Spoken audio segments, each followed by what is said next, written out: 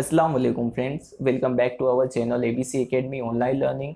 Friends, हमने last lecture में soil के बारे में डिस्कस किया था, जिसमें हमने बेसिकली उसकी मीनिंग और उसके टाइप्स के बारे में डिस्कस किया था, जिसमें से उसके टोटल 8 टाइप्स हैं। 8 टाइप्स में से हमने 3 कंप्लीट कर दिए थे, एलुवियल सोइल, रेड सोइल और ब्लैक सोइल। आज हम बेसिकली बात करने वाले हैं लेटराइट सोइल, उसके 4th टाइप्स के बारे में। लेटराइट सोइल बेसिकली कुछ इस तरीके से दिखता है, आप देख सकते हो, या आपने कभी देखा भी होगा शायद। लेटराइट सोइल की बात करें, the word laterite is derived from the Latin word later which means a brick. Laterite soil की बात करें तो उसके अंदर जो ये लेटराइट वर्ड है वो एक लेटिन वर्ड लेटर में से डिराइव्ड हुआ है, और वो लेटर का मतलब क्या होता है, मीनिंग क्या होता है, ब्रिक मतलब ईंट। It's red colour is due to the iron oxide within it. उसका कलर रेड होता है किस वजह से, क्योंकि उसके अंदर आयरन ऑक्साइड होता है। आयरन ऑक्साइड की वजह से उसका कलर रेड हो जाता है।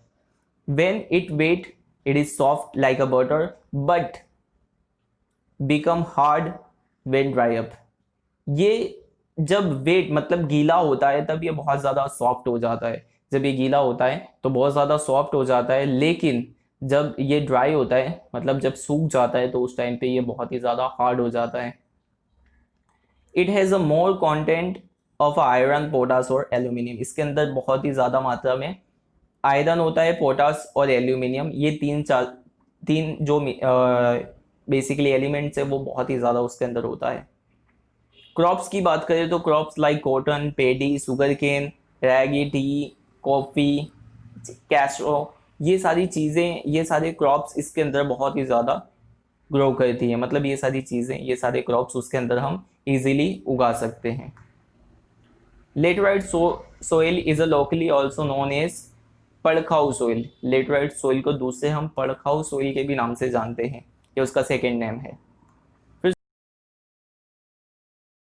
उसके बाद हम डिस्कस करते हैं डेजर्ट सोइल। डेजर्ट सोइल मतलब, डेजर्ट का मतलब होता है रेगिस्तान, तो रेगिस्तान के अंदर क्या होगी, सैंड होगी, रेत होगी, तो उसके बारे में हम डिस्कस करने वाले। तो कुछ इस तरीके से रेगिस्तान का नज़ारा होता है। सबसे बड़ा जो रेगिस्तान है उसकी बात करें तो हम वो है सहारा रेगिस्तान, जो सबसे बड़ा डेजर्ट है, Sahara desert. Desert is a found in the Rajasthan, Haryana and dry area of southern Punjab.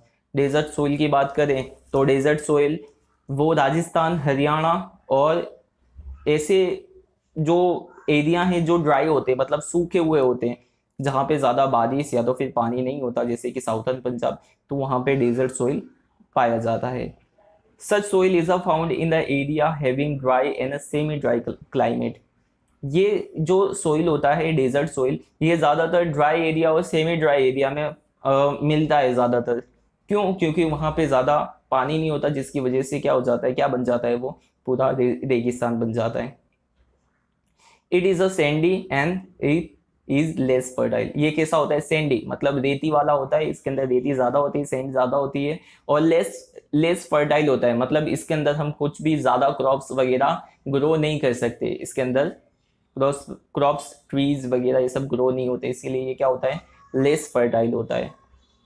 Crops of jowar and millet are grown where irrigation facilities is available. सिर्फ हम उसी क्रॉप्स को ग्रो कर सकते हैं जैसे ज्वार है, मिलेट है, लेकिन उसके लिए भी क्या होनी चाहिए, इरिगेशन, मतलब उसको सिंचाई, यानी उसको पानी मिल सके। अगर पानी देने की फैसिलिटीज वहाँ पे अवेलेबल हो तो हम ये 2 क्रॉप्स वहाँ पे ग्रो कर सकते हैं। फिर उसके बाद हम डिस्कस करते हैं सोइल के 6th टाइप्स के बारे में, जिसका नाम है mountain soil. Mountain soil, mountain का मतलब होता है पहाड़, तो पहाड़ी इलाके में जो भी मिट्टी वगैरह होती है उसको हम माउंटेन सोइल बोलते हैं। तो the soil which is found in valleys and sloppy region at the altitude of about 2,700 meters and 3,000 meters in Himalaya and the eastern mountain ranges of Jammu Kashmir, Himachal Pradesh, Uttarakhand, Sikkim, Darjeeling, Arunachal Pradesh, etc. अगर ये soil की बात करें तो ये ज़्यादातर वेलीज और स्लोपीज region में पाया जाता है, मतलब जहाँ ढलान वाली ज़मीन होगी वहाँ पे माउंटेन सोइल पाया जाएगा। ये अबाउट 2,700 से लेके 3,000 तक ये फैला हुआ है हिमालयाज में। हिमालय की बात करें तो वहाँ पे, क्योंकि हिमालय में ज़्यादातर क्या है, माउंटेन ही है। उसके अलावा जम्मू कश्मीर, हिमाचल प्रदेश, उत्तराखंड, सिक्किम, दार्जिलिंग, अरुणाचल प्रदेश, मतलब जितने भी बॉर्डर्स के इलाके हैं, चीन का जो बॉर्डर है, चीन या नेपाल का जो बॉर्डर है, वहाँ पर जितने भी इलाके हैं वो सारे के सारे इलाके कैसे हैं, माउंटेन है, पहाड़ी इलाके हैं। तो वहाँ पे ये माउंटेन सोइल पाया जाता है। उसके बाद the layer of this soil is a thin and undeveloped. इसकी जो लेयर होती है वो ज़्यादातर थिन होती है, पतली होती है और अनडेवलप्ड होती है, मतलब ज़्यादा फर्टाइल नहीं होती, लेस फर्टाइल होती है। There is more biotic elements in the forested area, और वहाँ पे जहाँ फॉरेस्टेड एरिया होता है वहाँ पे बायोटिक एलिमेंट्स बहुत ही ज़्यादा होते हैं, क्योंकि फॉरेस्ट में बेसिकली जो बायोटिक एलिमेंट्स है, बायोटिक ऑर्गेनिजम्स है वो ज़्यादा मिलते हैं, इसके लिए वहाँ पे ये ज़्यादा होता है। फिर इसके बाद हम डिस्कस करने वाले हैं फॉरेस्ट सोइल। फॉरेस्ट का मतलब होता है जंगल, तो जंगल के अंदर जो भी मिट्टी होगी it called forest soil. Forest soil की बात करें तो forest soil is a found in a forest area in a Himalaya at an altitude about the 3000 to 3100 metre in the Terai region in a central Himalaya and Sahyadri eastern Ghats. Soil, अगर forest soil की हम बात करें तो वो अबाउट हिमालय के अंदर 3000 से लेके 3100 मीटर तक एल्टीट्यूड में फैला हुआ है।